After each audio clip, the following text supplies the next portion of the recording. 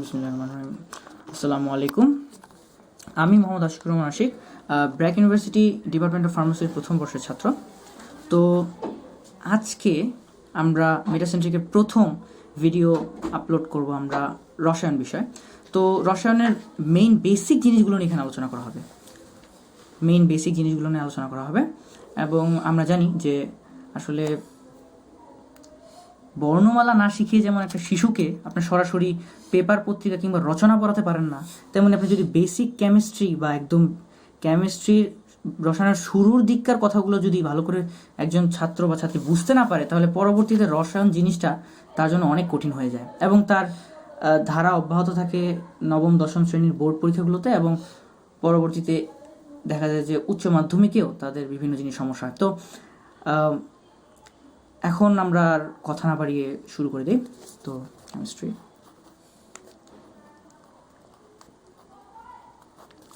ওকে, এখন প্রথমে যে জিনিসটি নিয়ে আলোচনা করবো সেটা হচ্ছে ইতিহাসটা। আসলে এখন ইতিহাস নিয়ে যদি আলোচনা করতে চাই তাহলে এটা বলতে পারবো যে শত শত হাজার বিজ্ঞানী পূর্বে রসায়ন নিয়ে গবেষণা করতেন, বর্তমানে করছেন এবং ভবিষ্যতেও ইনশাল্লাহ করবেন।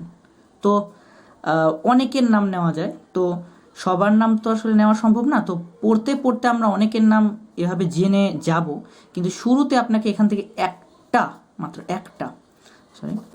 একটা জিনিস আপনাকে অনেকে জানতে চেতে পারে যে তুমি যে কেমিস্ট্রি পড়ো, এই কেমিস্ট্রি শব্দটা কীভাবে আসছে বলতে পারবা? কেমিস্ট্রি শব্দটা, তো এইটা সম্বন্ধে বলতে গেলে আমি আপনাদেরকে বলতে পারি যে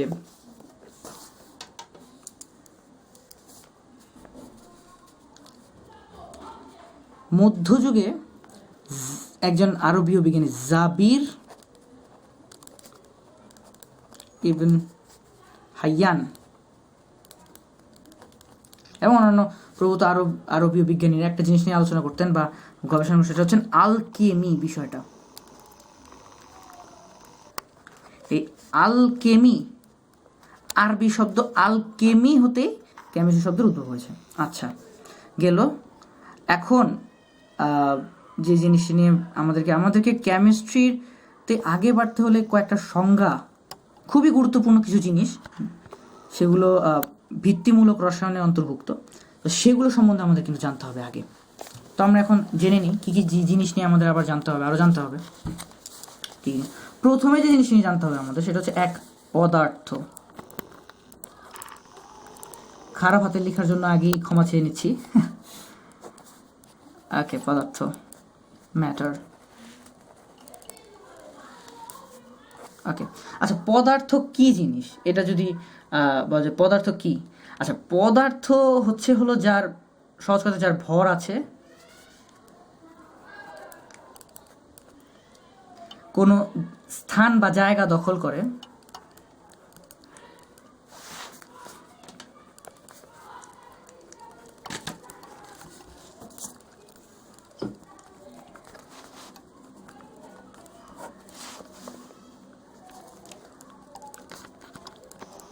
এবং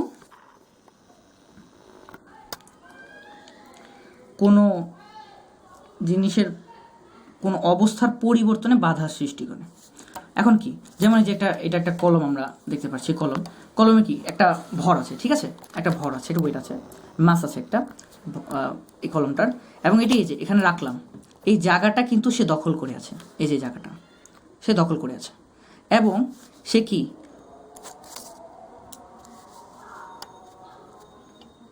বাধা প্রদান করা।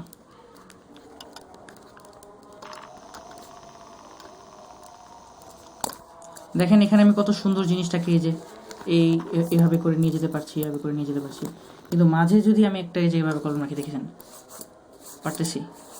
এটা কি, এইটা একটা পদার্থ, এই জন্য এটাকে বাধা প্রদান করছে। বাধা প্রদান করার শক্তিটা বা ক্ষমতাটা, এই তিনটা জিনিস, ভর, স্থান বা জায়গা দখল করা এবং বাধা প্রদান করা, এই তিনটি জিনিস যাদের মধ্যে থাকবে সেই পদার্থ রূপে গণ্য হবে। চেয়ার, টেবিল, বই, কলম, এছাড়া ঠিক আছে, এর মতন অনেক জিনিস আমরা আলোচনা করতে পারি। আচ্ছা, এখন পদার্থটা যে বললাম, এই পদার্থ তো বিভিন্ন ধরনের পদার্থ হতে পারে। তো মেইনলি যত পদার্থ আছে সেগুলোকে তিন ভাগে ভাগ করতে পারি আমরা। এক হচ্ছে কঠিন, 2 তরল এবং তৃতীয় হচ্ছে বায়বীয়।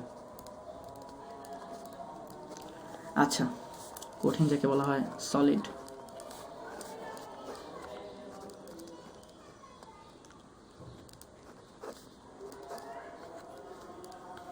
আচ্ছা, এখন কঠিন, তরল, বায়বীয় এই তিনটা জিনিস।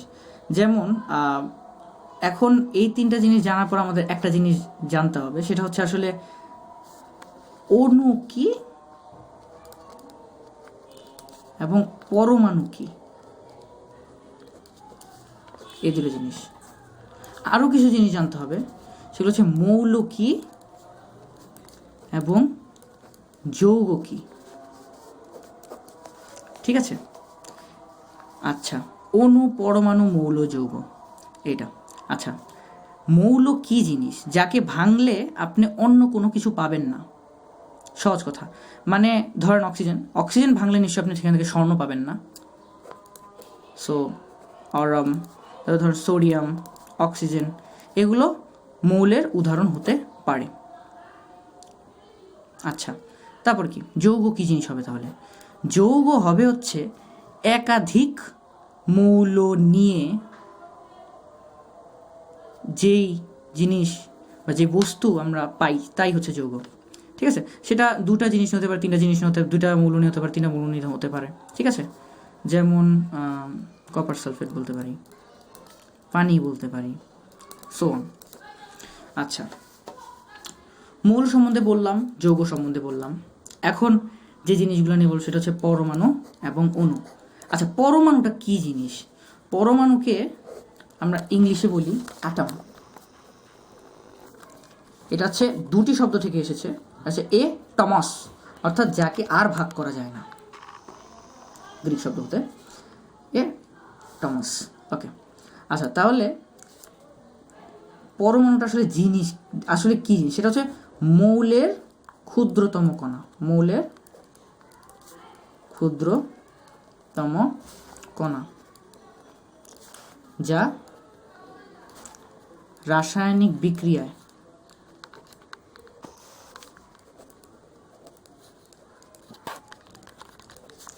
অংশগ্রহণ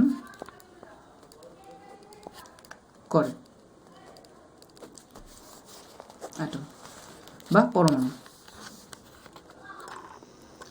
আচ্ছা, আমরা অনেক সময় দেখি ঘরের যখন মানে ঘর বাড়ি মানে দেয়াল দেখি। আচ্ছা, একটা দেয়াল যেমন অনেকগুলো ইট নিয়ে হয়, তেমনই আমরা অণু বলতে পারি অনেকগুলো পরমাণু নিয়ে একটা অণু হয়। এই মতন অনেকগুলো পরমাণু নিয়ে একটা অণু হয়। তাহলে অণু জিনিসটা অনেকগুলো পরমাণু নিয়ে গঠিত হয়। এটাও মৌলের বা যৌগের ক্ষুদ্রতম অংশ এবং কি, এবং এটি রাসায়নিক বিক্রিয়ায় অংশগ্রহণ করে না সরাসরি। আচ্ছা, মৌলের বা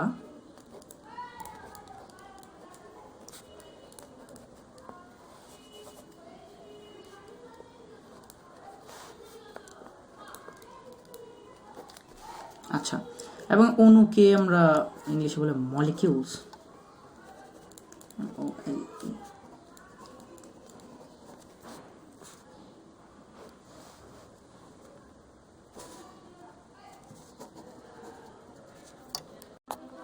তো অণুর পর এখন আমরা আবার পদার্থে চলে যাই।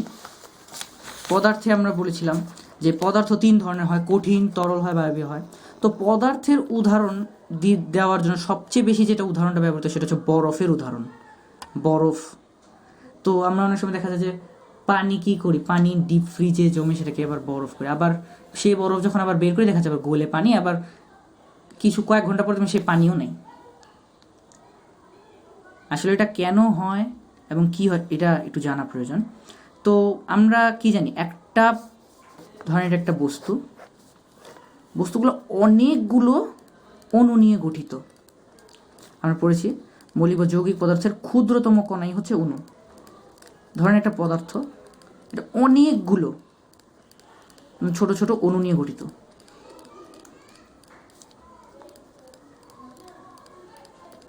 এবং আমি একটা কথা বললাম পদার্থ।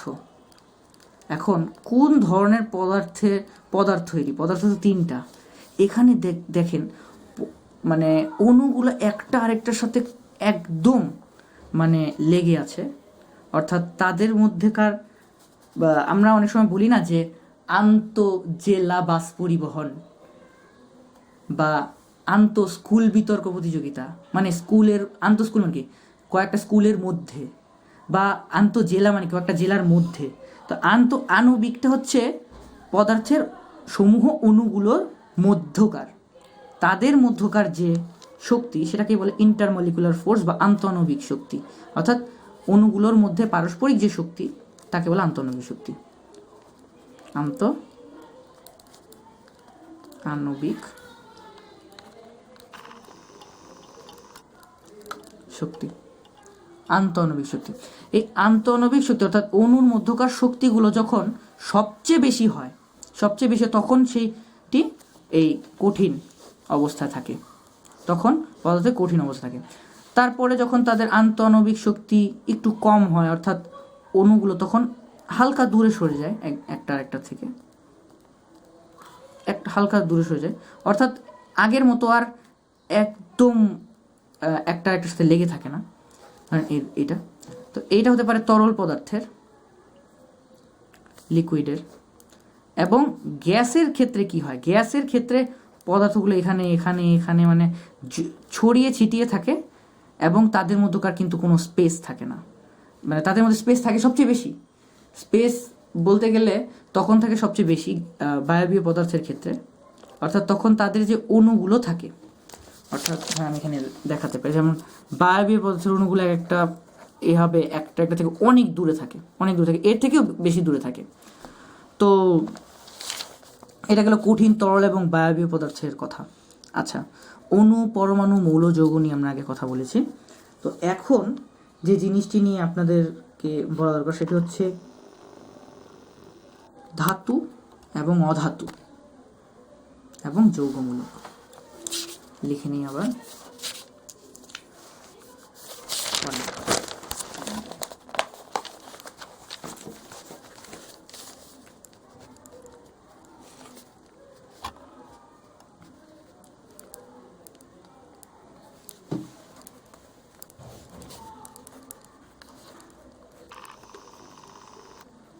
আচ্ছা, ধাতু, অধাতু এবং যৌগমূলক এই তিনটা জিনিস কি এখন আমরা জানবো।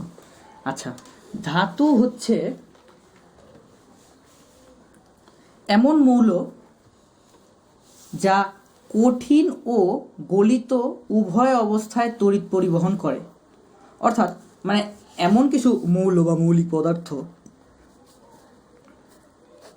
ধাতু এমন মৌলিক পদার্থ যা বিগলিত অথবা কঠিন অবস্থায় কি করে? তড়িৎ বা কারেন্ট পরিবহন করে, বিদ্যুৎ পরিবহন করে। উদাহরণ কি দিব? সোডিয়াম দিতে পারি, কপার, জিঙ্ক। আচ্ছা, তারপর অধাতু। অধাতু হবে উল্টো, যা বিগলিত কঠিন অবস্থা কি তড়িৎ পরিবহন করে না, ঠিক আছে? অধাতু কি করে? তড়িৎ বা কারেন্ট বা বিদ্যুৎ পরিবহন করে না, যেমন কি অক্সিজেন, ক্লোরিন, সোন। আচ্ছা, এখন আমাদের ধাতু অধাতু সম্বন্ধে আমরা জানলাম যে একটা বিদ্যুৎ পরিবহন করে, একটা বিদ্যুৎ পরিবহন করে না। ধাতুর আরও কিছু আছে। ধাতুগুলো সাধারণত দেখবেন কঠিন হয়, কিন্তু একটা ব্যতিক্রম আছে, যেমন পারদ কিন্তু ধাতু, কিন্তু তরল অবস্থা থাকে, ঠিক আছে? তো অধাতুগুলো সাধারণত বেশিরভাগই তরল অবস্থা থাকে, কিছু কিছু আবার কঠিন থাকতে পারে, হালকা কঠিন অবস্থাতে পেতে পারেন। আচ্ছা, এবং ধাতুগুলো সাধারণত দেখবেন যে চকচক করে, যেমন স্বর্ণ, লোহা ইত্যাদি উদাহরণ আমরা দিতে পারি, ঠিক আছে না? এবং তারা অনেক ঘাত সহ্য করতে পারে, এটাও তাদের একটা অনেক বড় একটা গুণ। আচ্ছা, আর যৌগ, তারপরে যে জিনিসটা দেখো সেটা হচ্ছে যৌগমূলক। আমরা লিখি যৌগমূলক। যৌগমূলক। আচ্ছা, যৌগমূলকটা কি জিনিস, এটা আমাদেরকে এখন বুঝতে হবে যে আসলে যৌগমূলকটা কি জিনিস হতে পারে। যদি আমরা নিজেরা একটু ভাবি আসলে যৌগমূলকটা কি হতে পারে। আর যৌগমূলকটা হচ্ছে, এটা বিক্রিয়ার ক্ষেত্রে, রাসায়নিক বিক্রিয়ার ক্ষেত্রে খুবই গুরুত্বপূর্ণ। তো এটাকে আমি বলবো যে খুব গুরুত্ব সহকারে এটা শুনবেন। যৌগমূলকটা সেটা হচ্ছে যে আমরা আগে শুনেছি মৌল, যে যাকে ভাঙলে আপনি সেই জিনিস ছাড়া আর কিছু পাবেন না সহজে।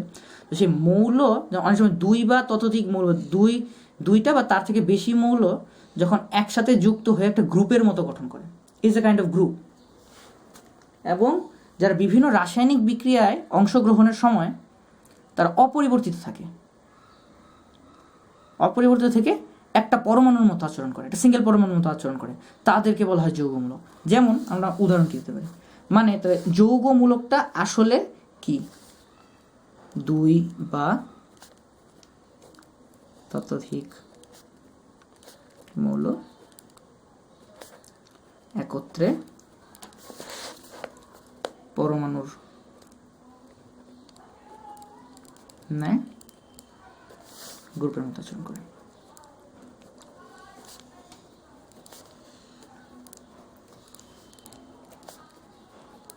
ঠিক আছে, দুই বা ততোধিক মৌল একত্রে পরমাণুর ন্যায় গ্রুপের মতো আচরণ করে। আচ্ছা ঠিক আছে, এটা যেমন এখন কথা হচ্ছে যে সংজ্ঞা একটা দিলাম, উদাহরণ দিলাম না, তা কি হয় নাকি? তো উদাহরণ দিই কিছু। আমরা উদাহরণ কি হতে পারে যৌগমূলকের? দুই বা ততোধিক মৌল, একটা মৌল লিখি সালফার, আরেকটা মৌল লিখা হচ্ছে, তো এটা হয়ে যাবে সালফেট। এটা একটা আছে, এটা সালফেট বলে। তারপরে আরও আছে নাইট্রাইট ইত্যাদি।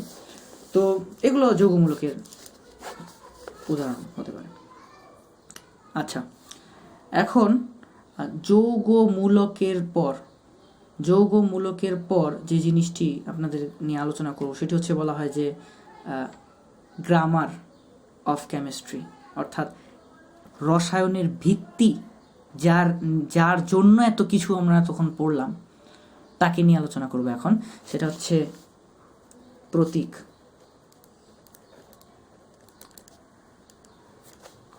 আজকাল আবার প্রতীককে নিয়ে অনেক ধরনের বিজ্ঞাপনও আমরা দেখতে পারি।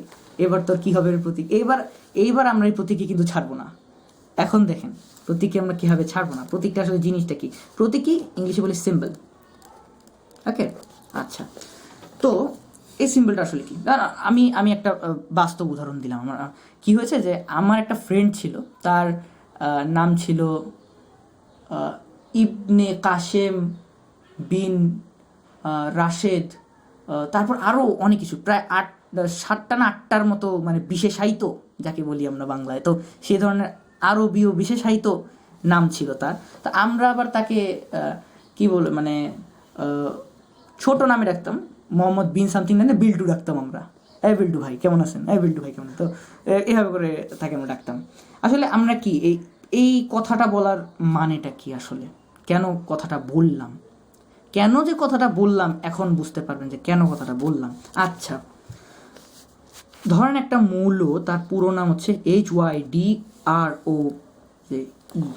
হাইড্রোজেন। আচ্ছা, এখন হাইড্রোজেন এবং আরেকটা ধরেন ধরলাম অক্সিজেন, OXYZEN, অক্সিজেন। আচ্ছা ঠিক আছে, হাইড্রোজেন এবং অক্সিজেন। আমি কথা হচ্ছে হাইড্রোজেন লিখলাম এবং অক্সিজেন লিখলাম, তো হাইড্রোজেন এবং অক্সিজেন। আচ্ছা, ধরেন আমরা একটা নর্মাল একটা বিক্রিয়া, যেমন আমরা জানি, এটা অনেকে হয়তো বা কেমিস্ট্রি ভালো বা আগে যারা শুনেছি বা এইটে অনেক সময় এই জিনিসটা দেখছে কি, হাইড্রোজেন প্লাস অক্সিজেন মানে H2+O2 সমান, এদিকে যদি তাহলে হবে 2H2O। আচ্ছা, তো হাইড্রোজেন প্লাস অক্সিজেন পানি। আচ্ছা, এইটাকে যদি আমরা এভাবে লিখতাম তাহলে দেখেন কি হতো, HYDROEN জেন প্লাস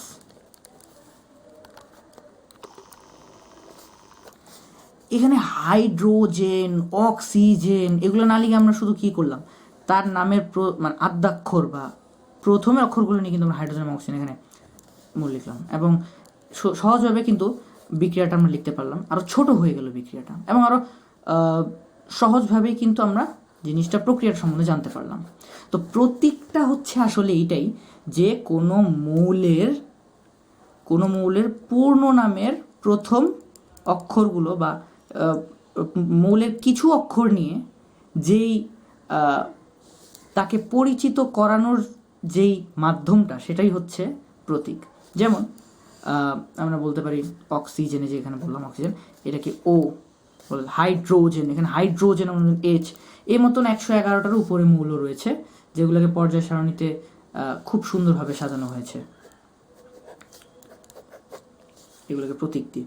আচ্ছা ঠিক আছে, প্রতীক জানলাম। এখন বলতে পারেন যে প্রতীক তো আমাদের 111টার উপর আছে, সবগুলোর প্রতীকই আমাদের একদম এখনই মুখস্থ করতে হবে? সবগুলোর কি এখনই মুখস্থ করতে হবে?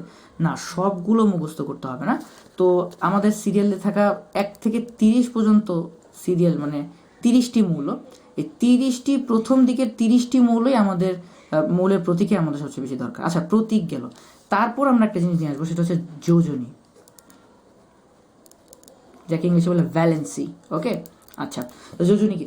যোজনী হচ্ছে কোন একটা মৌলের যোজনী হচ্ছে সে আরেকটা মৌল থেকে কতগুলো হাইড্রোজেন পরমাণুকে প্রতিস্থাপন করতে পারে, তার ক্ষমতা, অন্য মৌলের সাথে যুক্ত হবার ক্ষমতা, বা অন্য মৌল হতে কতগুলো হাইড্রোজেন পরমাণুকে সে প্রতিস্থাপন করতে পারে, সেটা হচ্ছে তার যোজনী বা ভ্যালেন্সি। যেমন আমরা উদাহরণ দিতে পারি, যেমন হাইড্রোজেন, এইচ এর যোজনী হচ্ছে 1। তারপর আমরা বলতে পারি আরেকটা উদাহরণ আমরা দিতে পারি, সেটা হচ্ছে বেরিলিয়াম, তার যোজনী হচ্ছে 2। এবং আপনি বলতে পারেন যে যোজনীকে আমরা তার হাতের সাথেও কিন্তু তুলনা করতে, যে এতগুলো তার হাত আছে। যেমন অক্সিজেনের যে কার্বন দিয়ে আমরা একটা সহজ উদাহরণ দিই, কার্বনের একটা যোজনী আছে 4। তো ধরেন এটা কার্বনের 4 হাত, অন্য মৌলের সাথে যুক্ত হতে পারে 4 দিক দিয়ে, অর্থাৎ অন্য মৌলের সাথে যুক্ত হবার প্রবণতা বা ক্ষমতা, সেটাই হচ্ছে তার যোজনী। আচ্ছা, যোজনী আমরা মোটামুটি বুঝতে পারলাম।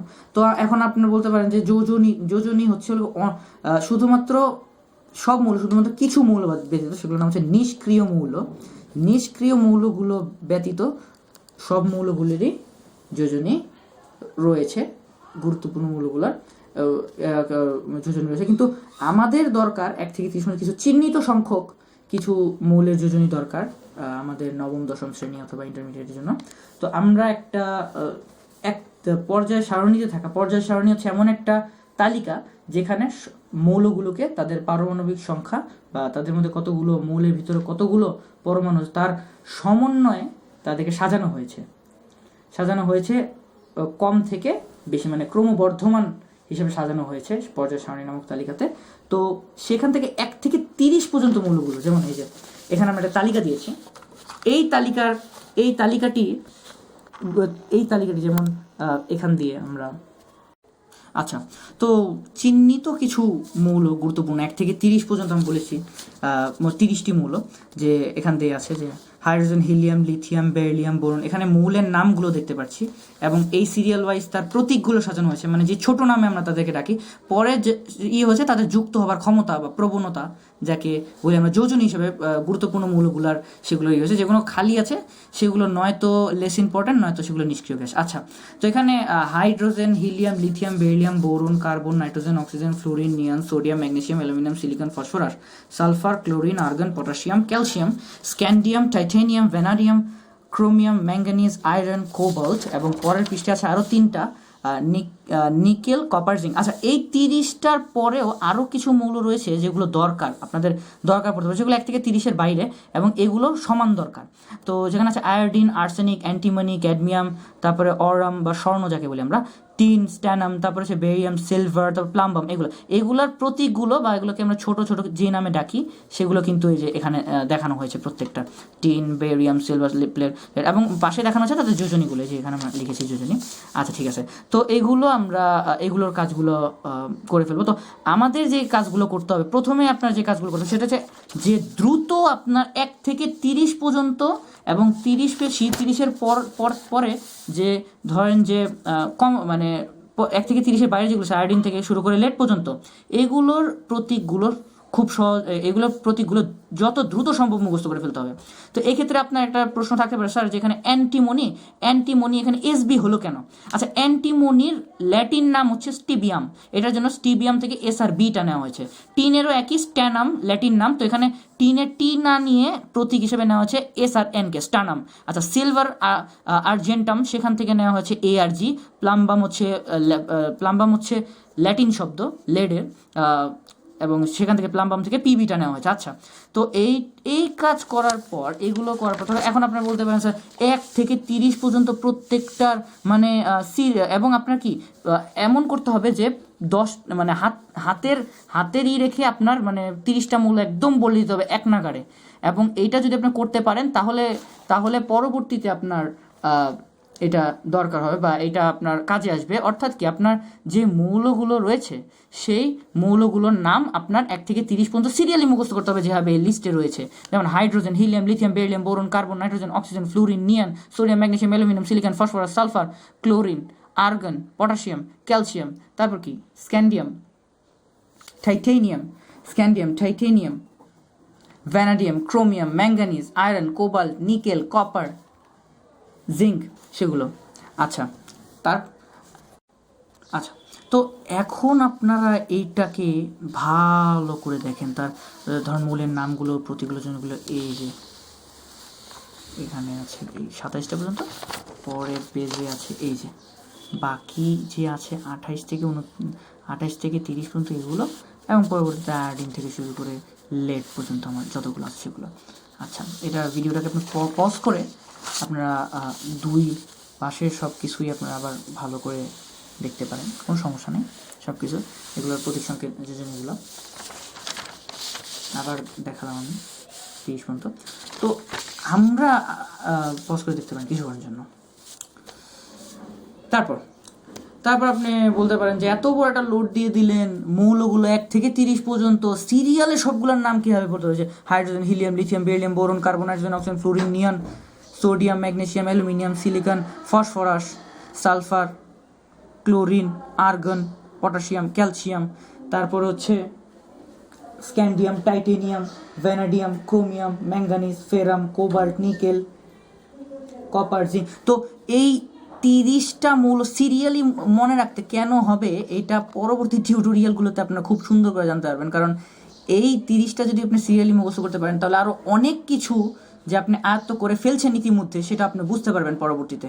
এবং এই 30টা মৌল সিরিয়ালি কীভাবে করবেন বা সিরিয়ালি কীভাবে এই 30টি মৌল আপনি মুখস্থ করতে পারবেন, তা সেই জিনিসটাকে সহজ করার জন্য আমরা কিছু উপায় আপনাকে বলতে পারি। আচ্ছা,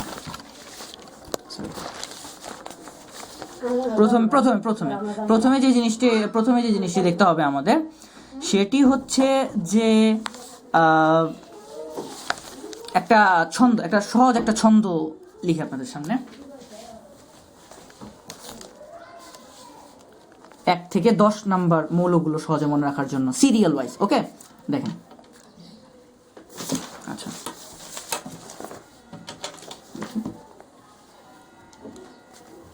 হাই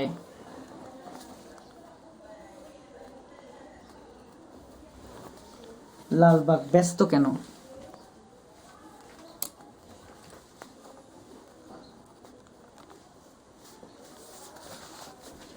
নিও চ্যানেল দেখে, কে দেখে? কাকে দিয়ে দেখাতে পারি? আচ্ছা, ফাহমিদা নবীকে দেখে দেখাই নিও চ্যানেল। ফাহমিদা নবী। আচ্ছা,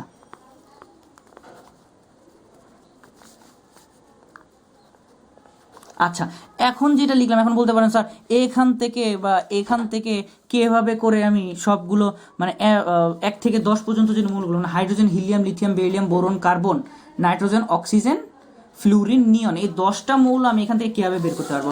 আচ্ছা, ঠিক আছে, আমরা এখন এখান থেকে দেখবো যে কি করে আমরা এখান থেকে মানে এই 10টি মৌল এই 10টি মৌলের আমরা কিভাবে বের করতে পারবো সিরিয়ালটা। যেমন হাই দিয়ে এখানে একটা এই হ দিয়ে হাইড্রোজেন, এই হ দিয়ে হিলিয়াম, তারপরে এই ল দিয়ে হবে লিথিয়াম, লিথিয়াম তারপরে হবে আচ্ছা লিথিয়াম, লিথিয়ামের পরে আছে হচ্ছে ব্যস্ত ব দিয়ে। তো এই ব্যস্ত দিয়ে আমরা লিখতে পারি হচ্ছে বেরিলিয়াম এবং বোরন। এই ব দিয়ে লিখতে পারি এখানে কি, এবং এখানে লালবাগের আগে একটা ব আছে, সো সব কিছুকে একটা ভালো ব্যবহার করা যায়। তো এখানে ল দিয়ে লিথিয়াম হলো, তো এখানে লালবাগের ব দিয়ে একটা লিখবো, সেটা হচ্ছে আমাদের পঞ্চম মৌল boron, RON। Hydrogen, helium, lithium, sorry beryllium, LIUM, beryllium, ঠিক আছে, বেরিলিয়াম।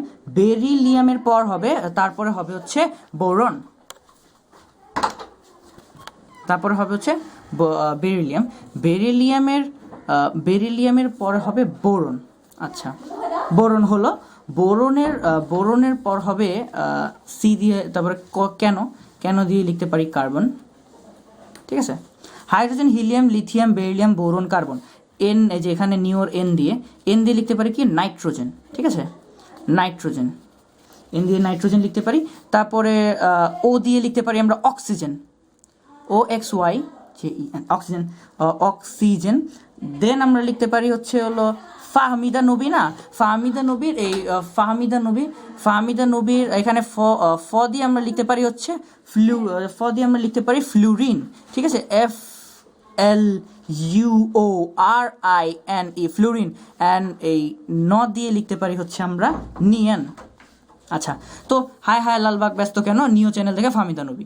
আচ্ছা, ঠিক আছে, এটা কীভাবে হয়, হায়ের হ দিয়ে হয় হাইড্রোজেন, হ দিয়ে হয় হিলিয়াম, ল দিয়ে হয় লিথিয়াম, তারপরে এই ব দিয়ে হয় বেরিলিয়াম, আবার ব্যস্তর ব দিয়ে হয় বোরন, তারপর কেনর ক দিয়ে হয় কার্বন, এন দিয়ে নাইট্রোজেন, ও দিয়ে অক্সিজেন, তারপর হচ্ছে ফাহমিদা নবীর এফ দিয়ে ফ্লুরিন এবং এন দিয়ে নিয়ন। আচ্ছা, তাইলে hydrogen, helium, lithium, beryllium, boron, carbon, nitrogen, oxygen, fluorine, neon. আচ্ছা, তাহলে 1 থেকে 10 পর্যন্ত কীভাবে আমরা ছন্দ আকারে মনে রাখতে পারি যে হায় লালবাগ ব্যস্ত কেন, নিও চ্যানেল দেখে ফাহমিদা নবী।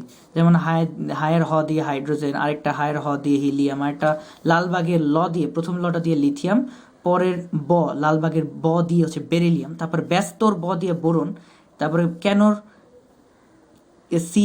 কেন থেকে হচ্ছে কার্বন, নিওর এন দিয়ে নাইট্রোজেন, ও দিয়ে অক্সিজেন, এবং এখানে ফাহমিদার এফ দিয়ে হচ্ছে ফ্লুরিন, এবং নবীন ন দিয়ে হচ্ছে নিয়ন। আচ্ছা, এভাবে করে hydrogen, helium, lithium, beryllium, boron, carbon, nitrogen, oxygen, fluorine, neon, এই 10টা আমরা সিরিয়াল ওয়াইজ মুখস্থ করতে পারি সহজে। আচ্ছা, তারপর আসছে 11 থেকে 20। 11 থেকে 20 পর্যন্ত মৌলগুলো যদি আমরা সহজে মুখস্থ মানে বলতে চাই, তাহলে সেগুলো হচ্ছে সোডিয়াম থেকে, অর্থাৎ sodium, magnesium, aluminium, silicon, phosphorus, sulphur, chlorine, argon, potassium, calcium. Okay, তো এখানে 10 ইগুলো আছে। ওকে, দেন এই 10টা, তো 11 থেকে 20 পর্যন্ত মৌলগুলো আর মুখস্থ করার ছন্দ কি, এটাই তো না। আমাদের মেটাসেন্ট্রিক আপনার পড়াকে সহজ করতে পারে, তবে আপনার সৃষ্টিশীলতাকে কখনো ধ্বংস করার প্রয়াস নিতে পারে না। তো আমরা কি করব, 11 থেকে 20 পর্যন্ত যে কাজগুলো আছে সেগুলো আপনাকে দিয়ে করাবো, সেগুলো আপনি মুখস্থ করেন। Sodium, magnesium, aluminium, silicon, phosphorus, sulphur, chlorine, argon, potassium, calcium গেল, এভাবে করে আপনি মুখস্থ করবেন। আচ্ছা, তারপরে হচ্ছে হলো গিয়ে 21 থেকে কত, 21 থেকে শুরু করে হচ্ছে 30 পর্যন্ত মৌলগুলো কীভাবে আপনি মুখস্থ করতে পারেন। 21 থেকে 30 পর্যন্ত মৌলগুলোকে মুখস্থ করার জন্য আপনার যেটা করতে হবে সেটা হচ্ছে একটা ছন্দ। তো একটা যেহেতু আপনাদেরকে বাড়ির কাজ দিলাম, 11 থেকে 20 পর্যন্ত আপনারা মুখস্থ করার মতো নিজেরা ছন্দ তৈরি করে তারপর আপনি বের করবেন। তো এইটা আমরা কী করি, এইটা আমরা বলে দিই আপনাকে কী হতে পারে, এইটার একটা ছন্দ আমরা বলি। 21 থেকে 30 পর্যন্ত মৌলগুলো, ঠিক আছে, সেটা হচ্ছে শক্ত টাকা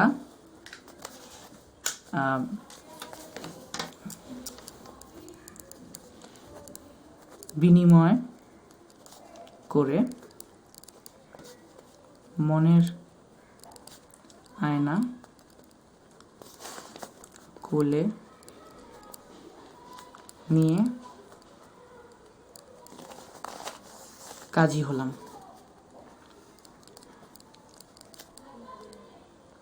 তো কীভাবে হতে পারে?